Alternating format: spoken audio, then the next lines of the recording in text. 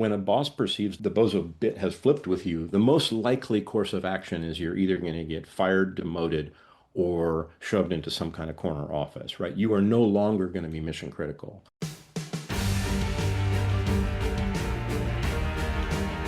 You're listening to Traction Heroes, digging in to get results with Harry Max and Jorge Arango. Hey, Jorge, good to see you again. Hey, Harry, it's always brilliant seeing you, my friend. I am excited to share a little story with you and then a reading from a book that I think just came out. And per our original plan, I'll do the reading and then I'll share with you the title of the book. But let me start with a little story. It's something that I've shared with people a couple of times, and I had a bunch of feedback that it's just a great story and seems to really point in the direction of the reading.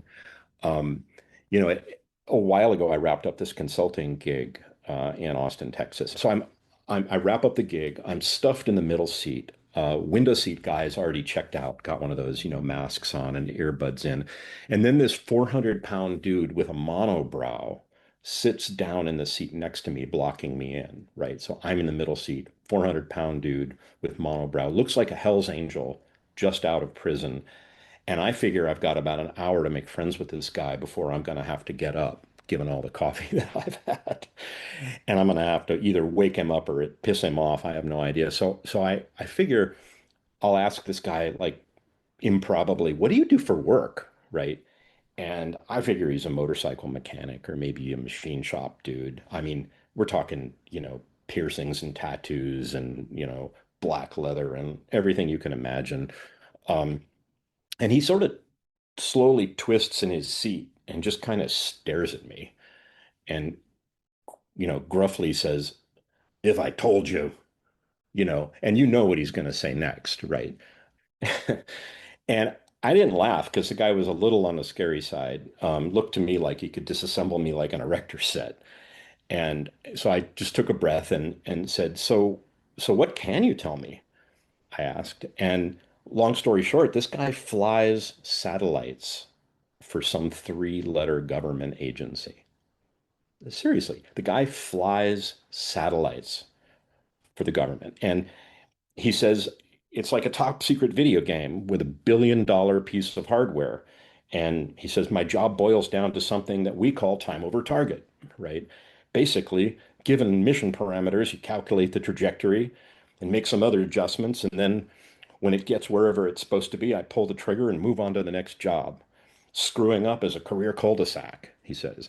And and just about that point, like the conversation's over, kind of the plane hits the runway and bumps hard in San Jose, and we get to the gate, and the guy turns around, with his monobrow and serious look, and hands me a business card, and then goes to shake my hand, and I reach out, and he shakes my hand like a 14-year-old ballerina, like the softest touch, and I'm like, ugh, but it was just this incredible experience, learning what it means to fly satellites.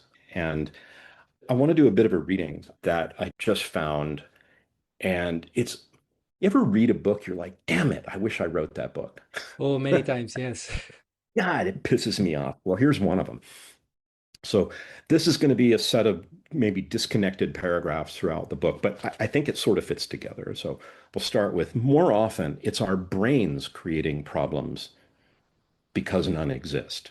Since perception follows belief, we perceive the problems we look to find, and if we can't find them, our brain skews the data to fit the brief. If you believe your partner is constantly criticizing you, innocent comments transform into attacks.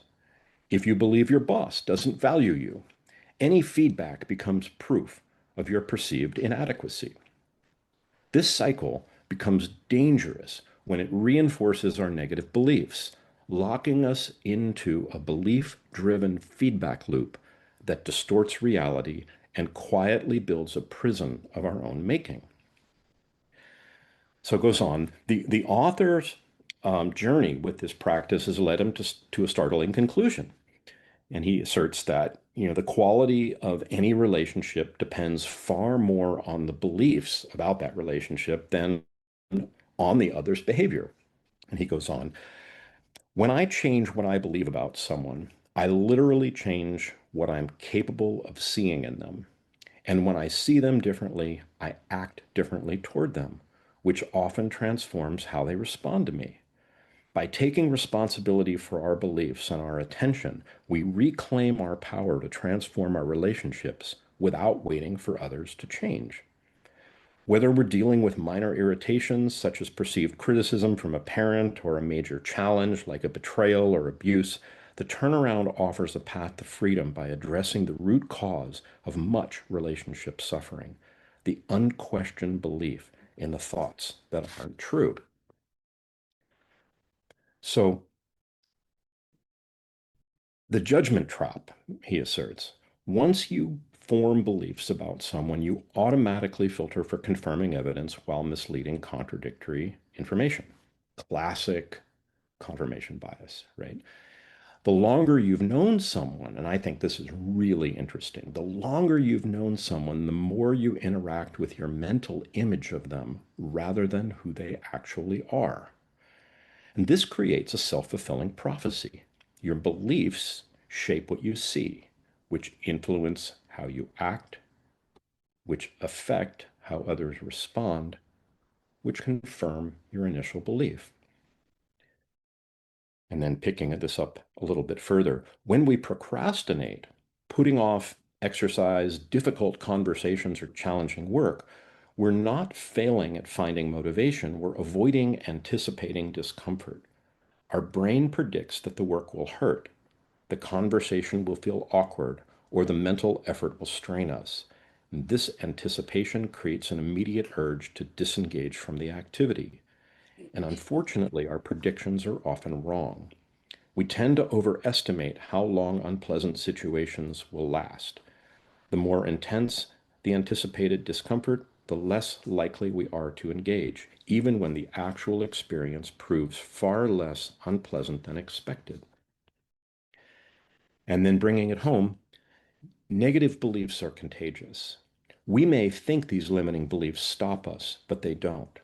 They move outward, sweeping through groups and communities like wildfire. When others show signs of distress, especially people with whom we identify, our brains often mirror those signals with similar physiological responses. We anticipate what's happening to others could happen to us, and our bodies react accordingly. Hmm. The first thing I'll say, I think that you've brought the story of your airline seatmate in one of our previous episodes. So I kind of thought I knew where you were going with this, Yeah.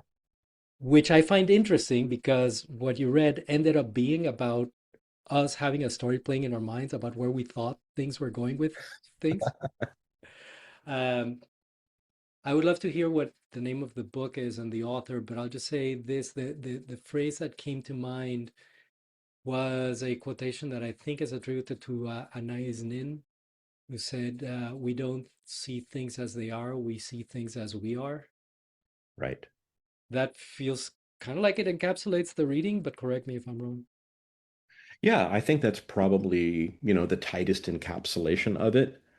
Uh, I love how this is unpacked, though, especially the comment about the longer we know somebody, the more we're likely to be interacting with an image of that person rather than the actual person. Hmm. The title of this book is called Beyond Belief by Nir Eyal, and the subtitle is Change Your Mind, Change Your Life, the science-backed way to stop limiting yourself and achieve breakthrough results. And I just read this and just irritated me because I wish I'd written it. It was so good. It reminded me of Dave Gray's fabulous book, Liminal Thinking. It's definitely going to be a book that goes on my bookshelf. I'll probably give many copies of it away. I can anticipate that happening. But I think he did a masterful job of expanding on some of these ideas and making them real for people in a way that allows you to look at how you're implicated in the world that you're creating on a moment by moment basis. And I think that's really powerful. because it's not so much about how to get traction, but how to prevent yourself from slowing yourself down.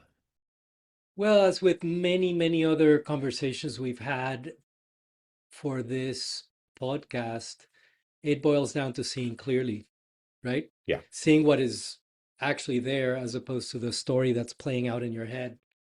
And you brought up Dave Gray. His book Liminal Thinking has that model where belief was one of the foundational layers, right? Like we have these beliefs that inform how we see things. The ladder of inference. I don't remember what it's called in the book. Yeah, that's okay. It's been a while. How does knowing this help someone gain traction? Like, is it pronounced Ayal? Niriel, the author of the book.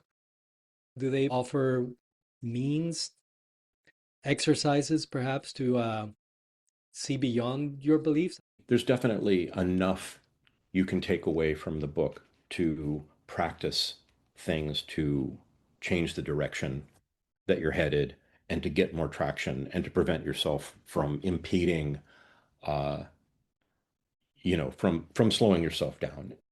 Oftentimes, understanding things isn't as helpful as having a practice, because having the knowledge in your head doesn't necessarily immediately translate to new ways of activating in the world.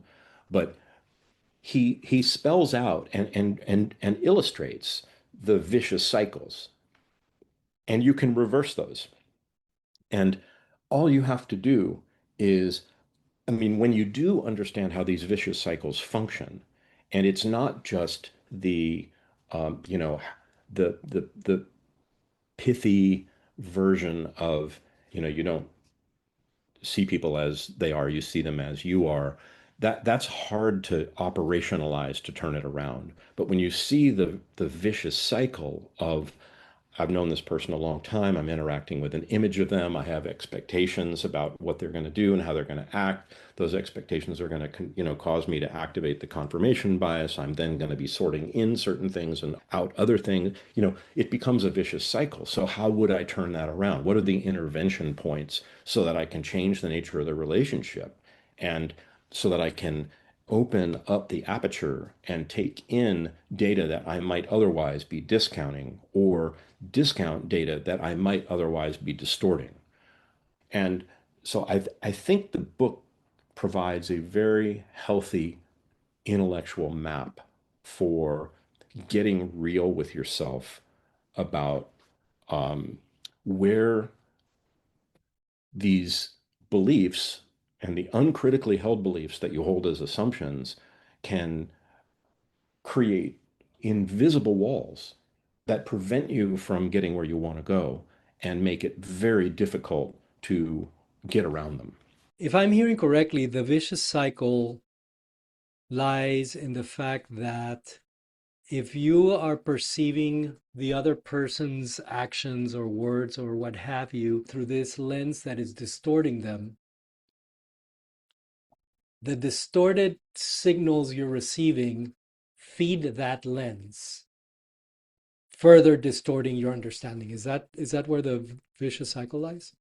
Effectively, that, as you engage with a set of expectations, what the distortions or critical information that you might delete or more nuanced information that you might generalize that might have given you a richer, more valuable appreciation for what's actually going on would give you greater degrees of freedom if you had that information at your disposal.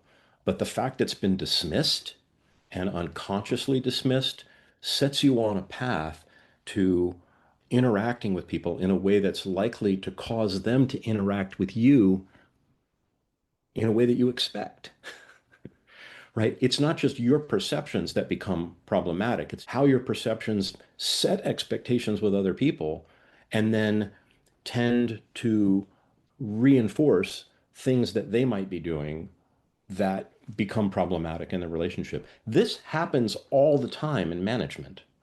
I mean, just last week I was in a meeting where I talked to a senior director who told me that his boss had flipped the bozo bit on him. I don't know if you've heard the bozo bit. I have not. Can you unpack that? What does that mean?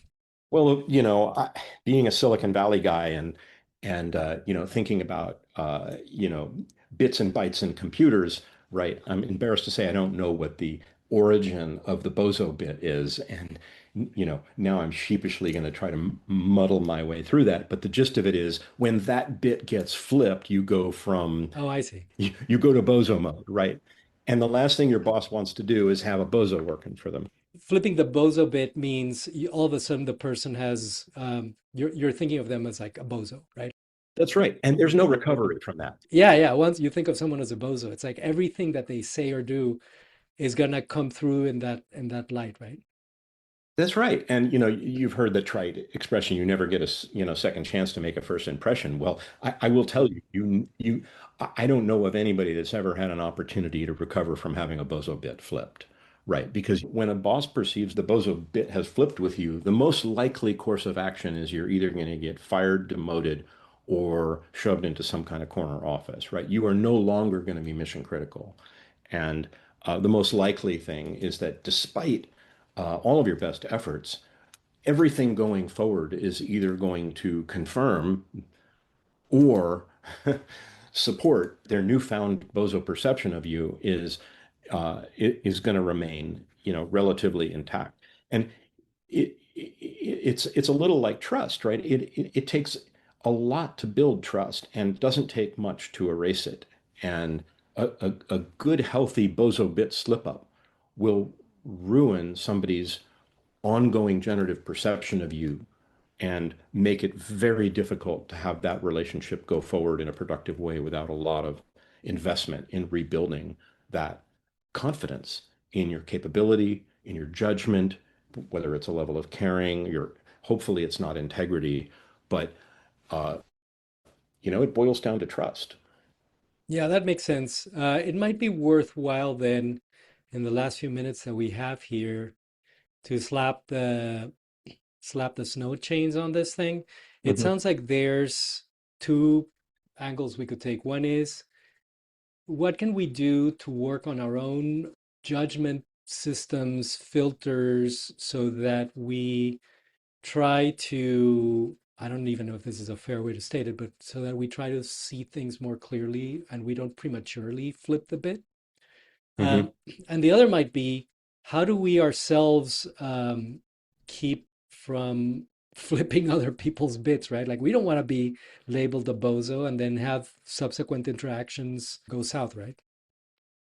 Yeah, and it's not just the bozo bit, right? It can be, you can be in a relationship where, the perception that that relationship is antagonistic, right? That somebody is, quote, attacking you or constantly putting you down. Whatever it is, it uh, it's probably worth challenging that. So to back to your point, what can you do? I think the first thing is to get back to the sensory evidence and to pay attention to what's actually being said, what you're actually reading, what you're actually hearing, and dial down the stories you're telling yourself about what you think you might have heard or you might have read or you might have seen, um, and then calibrate that or corroborate it to determine to what extent were those things real or perhaps just perceptions.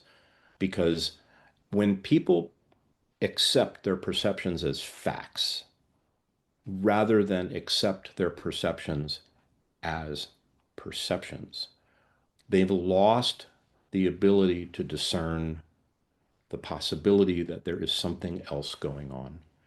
And they are much more likely to fall prey to assumptions and hidden unconscious beliefs about those people. And apparently, at least according to the author, the longer you've known somebody, the more likely you're going to be interacting with an image of them rather than the person themselves. That is to say, some kind of latent residual image. And I'm calling The Matrix forward right now, the movie where they talk about the latent residual image of somebody. Um, so I think, if you find yourself in a situation where you especially in a long-term relationship where there's been a breach and you think that that's nuts. That person's they're an idiot or they're a bozo or that like that might be a place to slow down and ask yourself what might have happened, or are you missing data, or is there a piece of the story or the context that is not readily apparent or accessible to you? And on the other side of it, to your question about having it happen to you, boy, that's a tough one. I think hopefully the more self-aware of us know when we feel like we've been written off or dismissed.